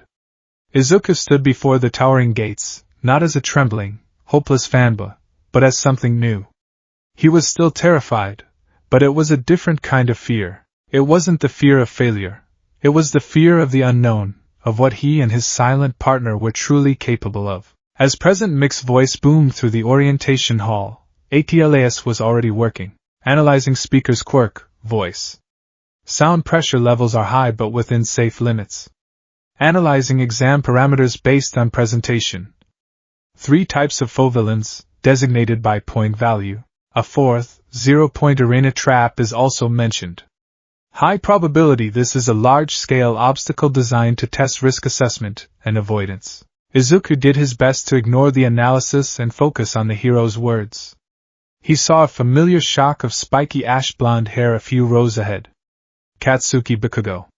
Their paths had not crossed in the past 10 months. Izuku had been sequestered, a secret project of UA's. Bakugo turned, his crimson eyes scanning the crowd, and for a moment, they locked with Izuku's. There was no recognition of Izuku's new physique, only the same old look of contemptuous dismissal. It was a look that said, "What are you even doing here, you quirkless waste of space?" Izuku looked away, a familiar pang of hurt quickly suppressed. The old Izuku would have flinched, would have made himself small. The new Izuku simply flagged Bakugo as a variable. Subject Katsuki Bakugo. Quirk explosion. Threat level in a competitive environment high. Emotional state arrogance, with underlying notes of insecurity. Recommendation: maintain a minimum safe distance of 20 meters during the practical exam. The gates to the practical exam site, a massive, sprawling cityscape, slid open. The other candidates tensed, ready to sprint. Gah! President Mick's voice screeched from a watchtower. While everyone else shot forward, Izuku stood still for a full 3 seconds, his eyes closed. The blue circuit lines on his temples glowed faintly. Atlas, he thought, full sensory sweep of the exam area. Map all robots, identify types, and project movement patterns. I need a battlefield overview. Now, acknowledged. The world exploded in his mind. He wasn't looking through his own eyes anymore. He was a satellite, a god's eye view looking down on the entire city. ATLES, using the city's own security and sensor grid, which it had effortlessly hacked in a matter of nanoseconds, gave him a complete, real-time tactical map. Red dots, representing the villain bots, swarmed the streets. Blue dots represented the other examinees. He was a glowing green dot at the starting line. He opened his eyes. He couldn't destroy the robots himself. A single punch from a one-pointer would likely break his arm. His physicality had improved, but not that much. He was not a frontline fighter. Analysis complete, ATLES reported. The most efficient path to accumulate combat points is to... No, Izuku interrupted its train of thought. Change of objective. Combat points are secondary. Primary objective, accumulate rescue points. Identify candidates in distress, predict moments of imminent danger. We're not going to be a brawler. We're going to be a battlefield commander. There was a half-second pause, the AI processing this shift in strategy. Intriguing. A suboptimal but viable alternative strategy. Recalibrating. highlighting potential rescue scenarios. The map in his mind shifted. Certain blue dots began to glow with a yellow aura, indicating a high probability of them being overwhelmed within the next 60 seconds. A girl with brown, bobbed hair was being cornered by 3 two-pointers. A boy with engines in his legs was fast, but his linear movements were being easily predicted by a group of 3-pointers. Izuku started to run. His movements were not flashy, but they were efficient. He navigated the streets with a preternatural grace, ATLS, feeding him the perfect path, one his body could now actually handle. He dodged falling debris seconds before it fell, and slipped through alleyways that led him exactly where he needed to be. He rounded a corner and saw the girl. Ochako Uraraka. She had touched a piece of rubble, making it float, but the robots were closing in, their metallic claws extended. "Hey!" Izuku shouted, his voice clear and confident, a stark contrast to his usual mumble. "The one on the left! Its optical sensor is exposed. Aim for the head!" Uraraka whipped her head around, her eyes wide. She seemed to see him for the first time. Hesitating for only a second, she trusted the strange boy's command. She touched another piece of rubble, making it weightless, and then batted it with surprising force directly at the robot's head. It connected with a crunch of glass and wiring. The robot sparked and froze, its single red eye going dark. "Target neutralized," ATLAS noted. "The other two have weaker armor on their leg joints," Izuku called out, already moving. "Force them to change direction quickly, and their own momentum will cause a structural failure." He didn't stay to watch. He had already identified his next target. The boy with the engines, Tenya Ida. He was trapped in a pincer movement. "Engine legs!" Izuku yelled as he ran past. "Your turning radius is too wide. Use the walls!" "Ricochet! Their targeting software can't track that kind of movement." Ida, startled by the sudden, accurate advice, instinctively followed it. He angled his run, kicking off the side of a building and using the momentum to spin behind the robots, kicking out their legs with powerful, engine-assisted strikes. And so it went. Izuku became a ghost on the battlefield. He didn't destroy a single robot himself. Instead, he became an information broker, a tactical advisor darting through the chaos. He pointed out weak spots, warned of ambushes, and directed candidates to targets they could handle. He was a force multiplier. The other examinees, initially confused, quickly learned to listen when the green-haired boy with the glowing lines on his face shouted a command. They were racking up points faster and more safely than they ever could have alone. From a darkened observation room high above the city, the UA faculty watched the monitors in stunned silence. "What in the world is that kid doing?" the R-rated hero Midnight asked, pointing at a screen following Izuku. "He hasn't scored a single combat point." "On the contrary," Niza said, a gleam in his beady eyes as he sipped his tea. "He's scoring all of them." Aizawa leaned forward, a rare flicker of interest on his tired face. "He's not fighting the robots. He's fighting the system. He's treating the entire exam as a single, complex strategic problem. He's coordinating the other students like they're pieces on a chessboard." On another screen, Bakugo was a whirlwind of destruction. He blasted his way through robots with savage glee, explosions ripping through the streets. He was at the top of the leaderboard, his point count soaring. But his brow was furrowed in rage. He kept catching glimpses of Deku, of that useless, quirkless nobody, zipping through the alleys. He wasn't fighting. He was just talking. And other people were listening. It was infuriating. It felt like cheating. This was a test of power, of combat, and Deku was treating it like some kind of nerdy game. Suddenly, the ground began to tremble. A massive shadow fell over the city. The zero-point robot, Barina Trap, had been released. It was colossal, a 10-story behemoth of steel and weaponry that dwarfed the surrounding buildings. Its single, massive red eye scanned the battlefield. "It's huge!" someone screamed. Panic erupted. The candidates, who had been fighting with confidence moments before, turned and fled. "Zero-point robot deployed," ATLAS stated calmly. "Threat level, extreme. Probability of defeating it with available examinee quirks, 0.01%. Recommendation, immediate evacuation." Izuku was about to follow that very logical advice when he heard a cry. He turned back. It was the girl, Uraraka. Her leg was trapped under a large piece of rubble, dislodged by the giant robot's emergence. She was struggling, her face pale with fear, as the robot's massive foot began to lift, preparing to take a step that would crush her. The battlefield map in Izuku's mind vanished. The calculated probabilities, the tactical overlays, the network data, it all faded into the background, suppressed by a single, overwhelming surge of pure, unadulterated emotion. It was the same feeling he'd had when he'd rushed to save Bakugo from the sludge villain all those months ago. A primal, heroic instinct. His legs moved before his mind had a chance to process. He was sprinting towards the girl, towards the giant robot. Atlas, he thought, his mental voice a desperate snarl, I need a way to stop it. Now!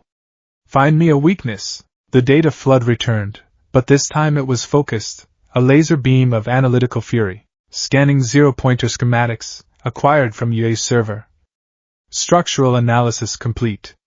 The robot is designed for intimidation, not prolonged combat.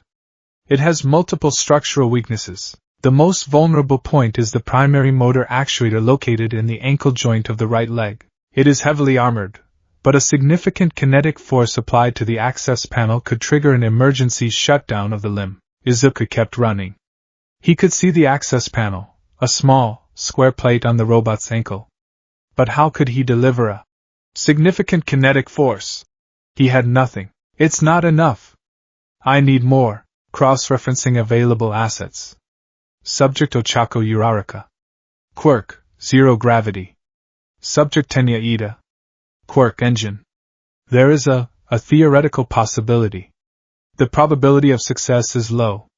2.3%. It requires perfect timing and coordination. Give it to me. He reached Uraraka's side. The robot's foot was high in the air now, beginning its descent. They had seconds. Ida! Izuku screamed, spotting the engine-legged boy among the fleeing students.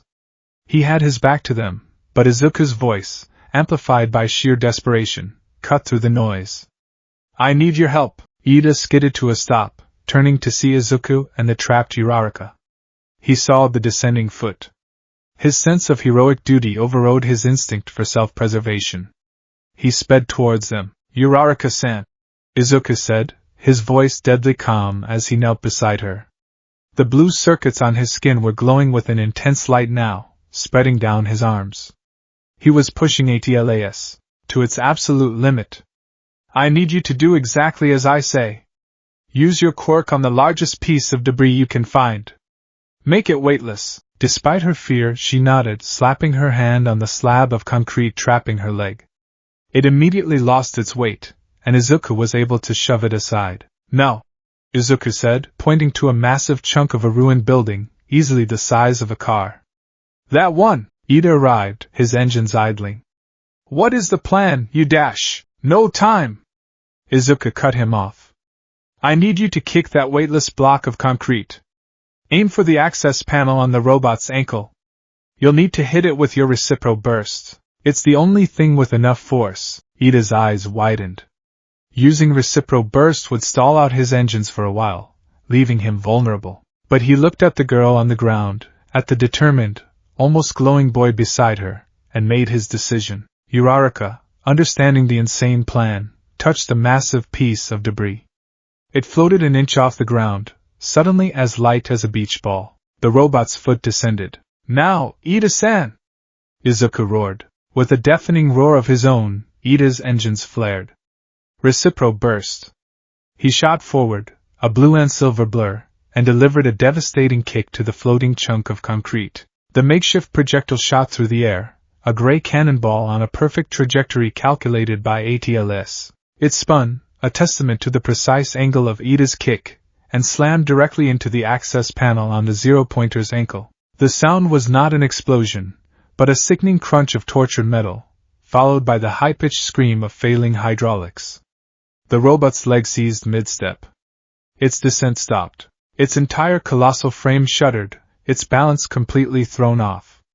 It froze for a moment, and then, with the groan of a dying leviathan, it began to topple over, backwards, away from them. It crashed into a building on the other side of the street, sending up a plume of dust and smoke. Silence descended on the battlefield. The fleeing students had all stopped, staring in disbelief at the fallen giant. They looked at the trapped girl, now free. They looked at the heroic boy with the engines, whose legs were now smoking. And they looked at the green-haired boy, the one who hadn't thrown a single punch, standing amidst the rubble, the blue light from his skin slowly fading. The buzzer sounded, signaling the end of the exam. Izuku's adrenaline vanished, and his legs gave out. He collapsed to his knees, his body trembling, the mental and emotional strain finally hitting him. He had done it. They had done it. The 2.3% chance. A logical variable, ATLAS commented in his mind. Its voice was different. Softer. There was a new inflection, something that was almost respect. The variable of heroic spirit. It appears to have a tangible, multiplicative effect on success probability. This requires further analysis. From the observation room, All might let out a breath he didn't know he was holding, a wide, proud smile splitting his face. Aizawa just grunted, but the corner of his mouth had quirked up in a tiny, almost imperceptible smirk. Well, Nizu chirped, setting down his teacup. I do believe we have our final results. He pressed a button. On the main screen, the leaderboard flickered. Bakugo was still at the top with 77 combat points. But then, the rescue points scores began to tally up. As everyone watched, Izuku Midoriya's score, which had been a flat 0, began to climb. 10 points for the Uraraka assist. 5 for the Ida warning.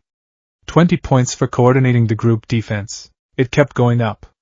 And then, a massive chunk of points was added, for the takedown of the 0-pointer, and the saving of a fellow examinee under extreme duress, 60 rescue points. His name shot to the top of the leaderboard. Final score, Izuku Midoriya.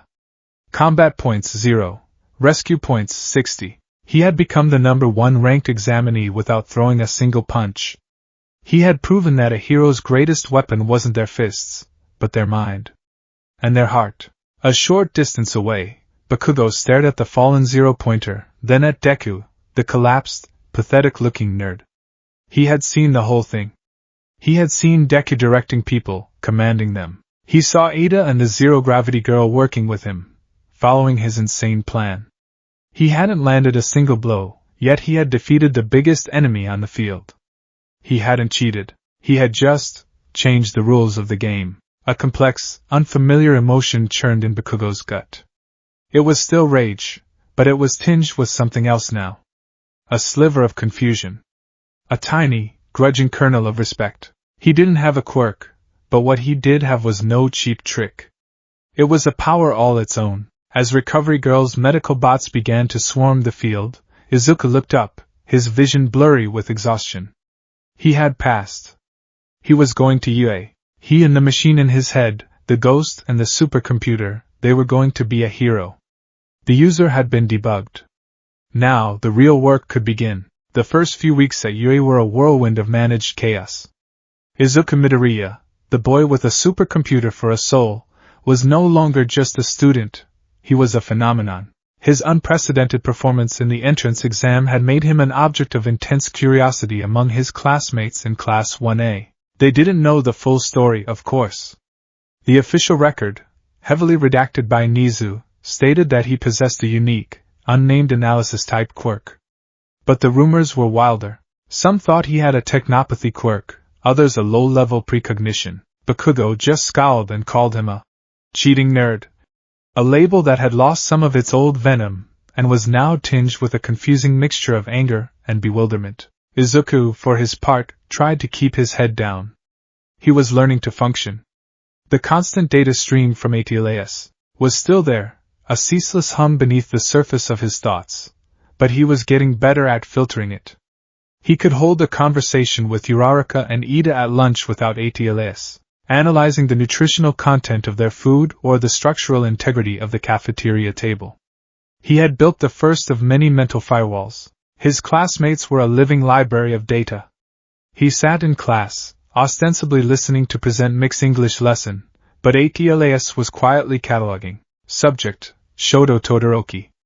Quirk, half cold, half hot. Thermoregulatory output is imbalanced.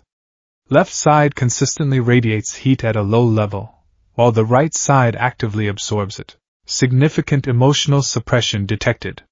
Stress levels are perpetually high. Subject, Momo Yairose. Quirk, creation. Requires precise molecular and atomic knowledge. She is currently cross-referencing the chemical composition of tungsten carbide in her mind. Cognitive load is immense. A truly remarkable biological processor. He became the class's unofficial strategist during their first foundational heroics lesson with all might. During the battle trial, he was paired with Uraraka against Bakugo and Ida. While Bakugo raged through the building looking for a physical confrontation, Izuku became the ultimate tactician. "He'll come from the east staircase," Izuku whispered into the small communicator, his eyes closed as the blue circuit lines glowed on his temples. He and Atlas were processing the building's layout, Bakugo's psychological profile, and the faint seismic tremors of his explosions. "His strategy is a straight-line assault. He's predictable when he's angry." Ida will be guarding the weapon, likely on the 5th floor, central chamber. That's the most defensible position. He directed Uraraka through the building with the precision of an air traffic controller, guiding her away from Bakugo's path while he prepared an ambush. The ensuing confrontation with Bakugo was brutal and physical, but it was a calculated one. Izuku took a punishing hit from an explosion, but it was a necessary sacrifice to create the opening Uraraka needed to secure the objective. He had analyzed that a direct fight was unavoidable, and had chosen the path with the highest probability of mission success, even if it meant personal injury. His victory, though it left him battered and bruised in Recovery Girl's office, earned him a new level of respect from his classmates. He wasn't just a brain, he was willing to put himself on the line. He was, in his own strange way, truly heroic. Meanwhile, in the glowing, digital underbelly of society, a new threat was festering. In the dark corners of the web, on encrypted forums and hidden servers, a name was being whispered. Glitch. Glitch was not a typical villain. He didn't rob banks or hold people for ransom. He was a digital terrorist, a phantom who believed that society's reliance on quirks had made humanity decadent and weak. He saw quirks as a cancer, a biological crutch that had halted true human evolution, the evolution of the mind. His attacks were subtle at first. Traffic light systems in a whole district turning green at once, the stock market experiencing a flash crash that vanished an hour later, a city's digital billboards all suddenly displaying complex mathematical equations. They were pranks, mostly. Annoying, disruptive, but not overtly dangerous. They were designed to show the fragility of the systems people relied on every day, to prove that true power wasn't in flashy explosions or super strength, but in the control of information. The authorities were baffled. There was no trace, no digital footprint. It was as if the hacks were originating from nowhere and everywhere at once. Nizu, of course, was aware. He and a select team of cybersecurity experts had been tracking Glitch for weeks. He saw the pattern, the escalating nature of the attacks. It was a game to this villain, a way of proving his own intellectual superiority. "He's arrogant," Nizu explained to Aizawa and All Might in his office, displaying a map of Glitch's minor attacks. "He believes he's the smartest person in any room, virtual or otherwise. He sees heroes as brutish thugs, incapable of comprehending his genius. This is a new kind of warfare, and our traditional methods of heroics are ill-equipped to handle it. So what do we do?" All Might asked, his voice a low grumble. "How do you punch a ghost in the machine?" Nizu's whiskers twitched. "You fight it with a better ghost. Or in our case, a ghost and a machine." He looked pointedly at a file on his desk. The file for Izuku Midoriya, the Unforeseen Simulation Joint, or USJ, was a marvel of hero training technology. A massive geodesic dome containing perfect replicas of various disaster zones, a landslide, a fire, a flood, a city ruin. Class 1A stood in awe, listening to the space hero. 13 explained the facility's purpose.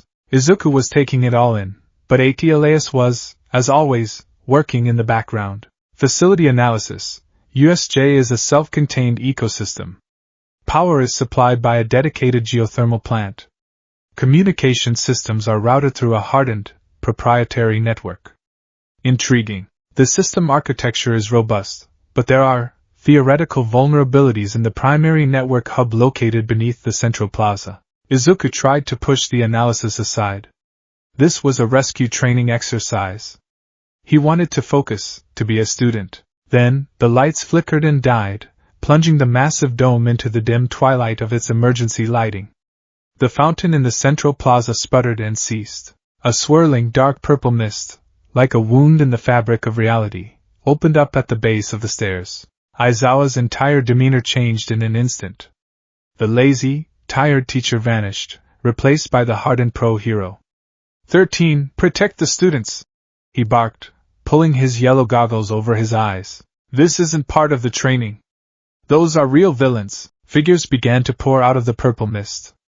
Dozens of them, a motley collection of street thugs and low-level criminals. But there were three that immediately drew Atlas's full, undivided attention. A man whose entire body seemed to be made of the same purple mist. A man covered in dismembered hands, his posture twitchy and erratic, radiating an aura of pure malice. And a hulking, bird-like creature with an exposed brain, its muscles bulging unnaturally. Warning. Multiple threats detected, Atlas announced in Izuku's mind, its synthesized voice suddenly sharp, urgent. Threat analysis in progress. Subject with gaseous body identified as primary tactical asset. Quirk is likely warp-based. Before Aizawa could leap into action, the purple mist expanded, forming a dome over the entrance, blocking their only escape route. The misty figure Kurojiri spoke, his voice a smooth, chilling baritone. Greetings. We are the League of Villains. We've taken the liberty of inviting ourselves to this bastion of hero society to have a little chat with the symbol of peace. We were so looking forward to killing him. As he spoke, something else happened, something no one else noticed. Izuku felt a sudden, jarring disconnect, like a cord being violently unplugged in his mind. A single line of text flashed in his internal vision, stark and red.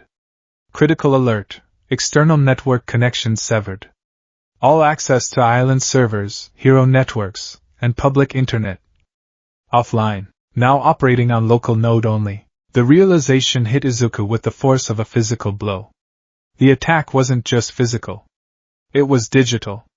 Someone had cut the USJ off from the outside world, not just the phones and radios, but the very network that Atlas used as its lifeline to the world's data. He was blind. For the first time since the incident, he was trapped entirely within the confines of his own skull. Aizawa launched himself down the stairs, his capture weapon lashing out, instantly disabling three villains at once. He was a whirlwind of controlled chaos, a master of anti-quirk combat, but he was one man against an army. I can't get a signal!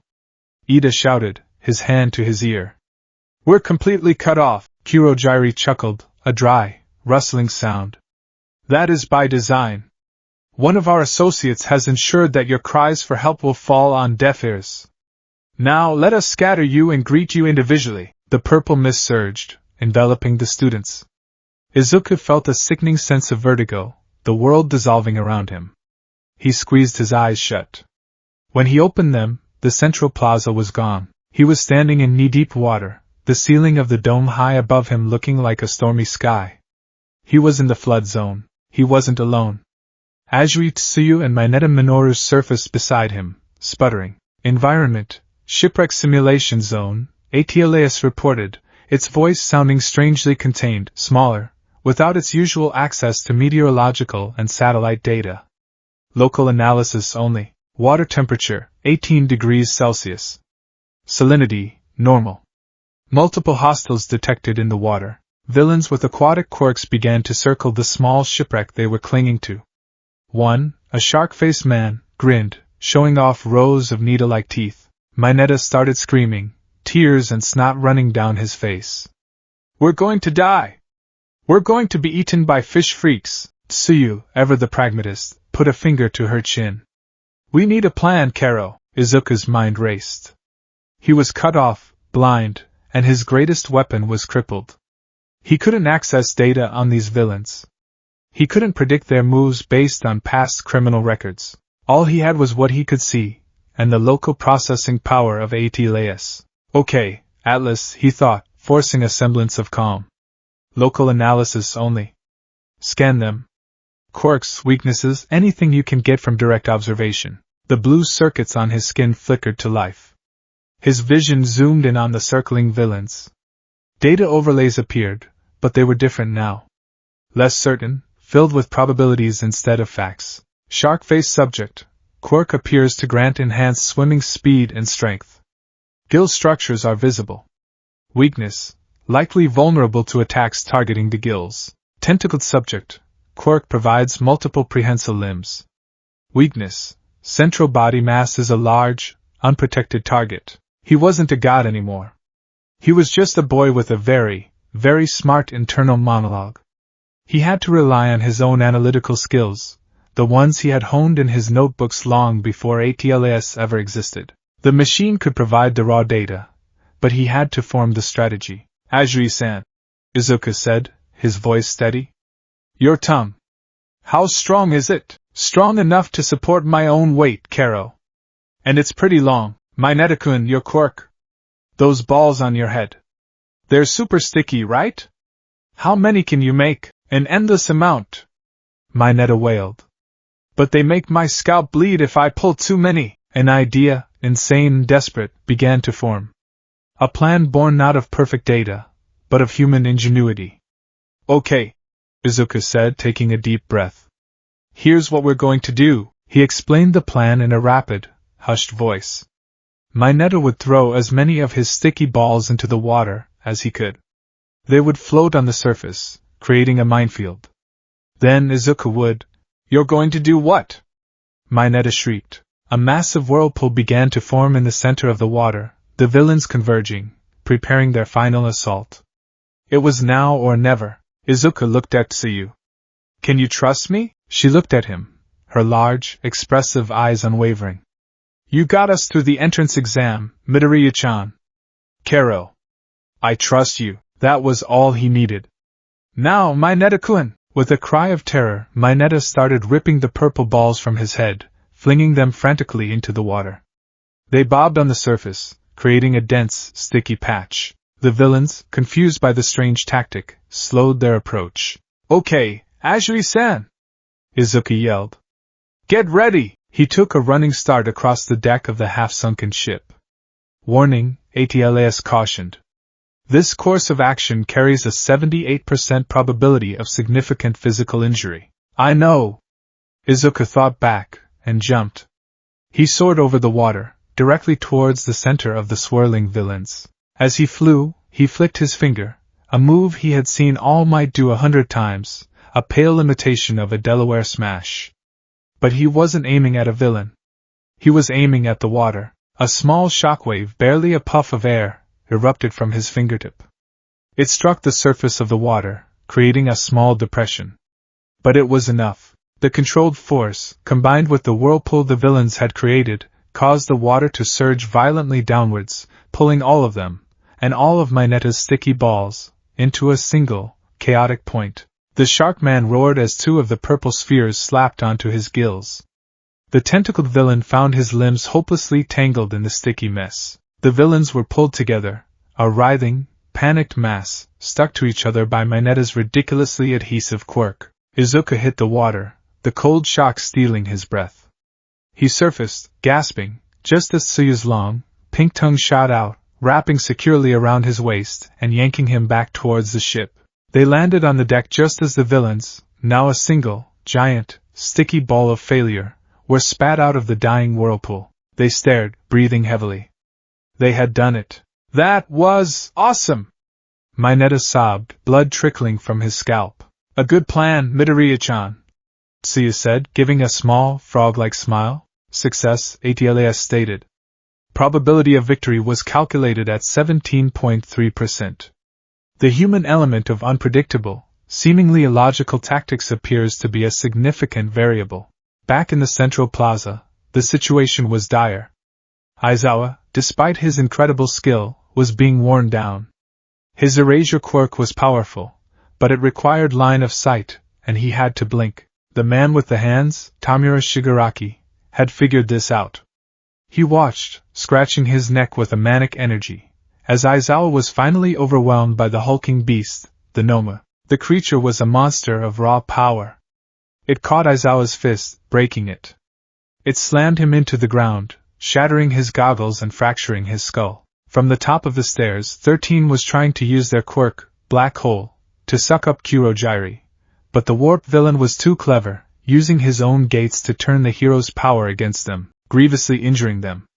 The students were scattered, terrified, and leaderless. It was then that Izuku, Tsuyu, and Mineta arrived back at the plaza, just in time to see the Noma holding their teacher's bloody head, preparing to smash it into the concrete. Shigaraki cackled, a dry, grating sound. "You're so cool, Eraserhead. So cool. But you're no match for my Noma. He's a bioengineered human sandbag, designed specifically to kill All Might." Izuku felt a cold, primal fury rise within him, momentarily silencing even Atlas seeing his teacher, his hero, so brutally broken. But before he could do anything rash, the main doors of the USJ blasted inward. And there, standing at the top of the stairs, was All Might. He was not smiling. His face was a mask of cold, righteous fury. "I am here," he boomed, his voice echoing through the dome. The battle that followed was legendary. It was a clash of titans, All Might versus the Noma. Fists flew, shockwaves tore up the plaza, and the very air seemed to crackle with power. But something was wrong. All Might's punches, each one powerful enough to change the weather, were having no effect.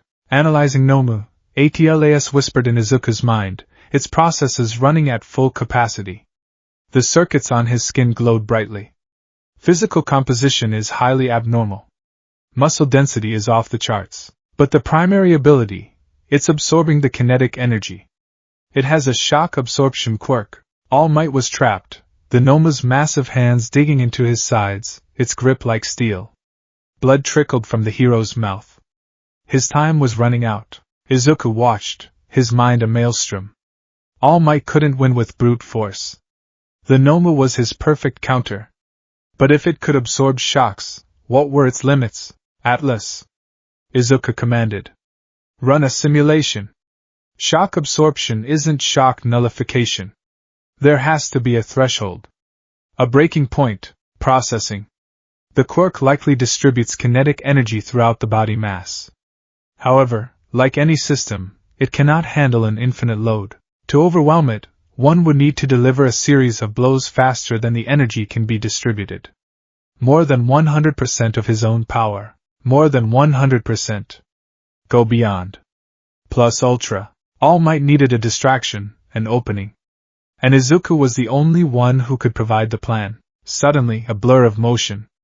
Bakugo appeared, blasting Kurogyri and pinning him to the ground. Kirishima and Todoroki joined the fray, the latter freezing half of the Noma's body. The key members of Class 1A were converging, inspired by their teachers and All Might's struggle. "Get away from him!" Bakugo roared. The Nomu, unfazed by the ice, simply flexed, shattering the glacier that encased it. It pulled itself out of Kurogyri's warp gate, which had been holding All Might, sacrificing its own frozen limbs, which then rapidly regenerated. This was it. The opening. "All Might!" Izuku screamed, his voice raw. He had to convey a lifetime of analysis in a single sentence. "It's a sandbag. It has limits. You have to go beyond. Hit it with everything, faster than it can absorb." All Might's eyes met Izuku's. He saw the glowing lines on his student's face, saw the frantic, brilliant certainty in his eyes. He understood. He had to break his own limits. "A wise observation, young Midoriya!" he roared. "You kids, thank you!" He planted his feet. "You may have heard these words before," he bellowed at the Nomu. "But I'll teach you what they really mean." He cocked his fist back. "Go beyond! Plus Ultra!" The first punch was a blur. The second was faster. The third faster still. He delivered not 5, not 10, but hundreds of blows in a matter of seconds. It was a hurricane of fists, each one at more than 100% of his power. The Noma's shock absorption was completely overwhelmed. The energy had nowhere to go. The final punch connected with the Noma's face, a blow so powerful it sent the creature rocketing out of the USJ, tearing a hole in the dome's roof and vanishing into the sky as a tiny, twinkling star. The resulting explosion of wind and dust knocked everyone off their feet. When it cleared, All Might stood victorious, steam pouring from his body. But his form was flickering violently. Shigaraki, for the first time, looked panicked. His trump card was gone. He and Kurojairi tried one last, desperate attack, but a volley of gunshots rang out. The pro-heroes, led by Principal Nizu, had arrived. The villain's communication jammer had finally been located and disabled. Snipe's bullets struck Shigaraki, injuring him. With a final, hateful glare, he vanished into Kurojairi's warp gate. The attack was over. As his classmates celebrated their survival, Izuku's focus was elsewhere. His attention was on the digital world. The moment the external network came back online, ATLAS flooded his mind with information. External link re-established. Running diagnostics. The communications jammer was not just a jammer. It was a Trojan horse. A malicious code was uploaded into the USJ network during the outage. Izuku's blood ran cold. What did it do? The code did not steal anything. It did not damage anything. It observed. It was a sophisticated data-sniffing virus. It specifically targeted the USJ's internal security logs, student files, and it attempted to ping my core signature. Administrator, I believe I was the target. The pieces clicked into place. The attack was twofold. The League of Villains was there to kill All Might. But their digital accomplice, Glitch, had a different objective. He had used the attack as a cover to get a look at UA's systems, and more importantly, to get a look at him. The USJ incident was not just an attack. It was reconnaissance. Izuku had faced the League's physical threat, but he had just survived his first, unwitting battle against a new kind of enemy. One who didn't want to break his body, but the machine inside his head. This wasn't just a firewall for his senses. He was now the first firewall for the entire hero world against a threat they couldn't even see. And Glitch had just found his first port of entry.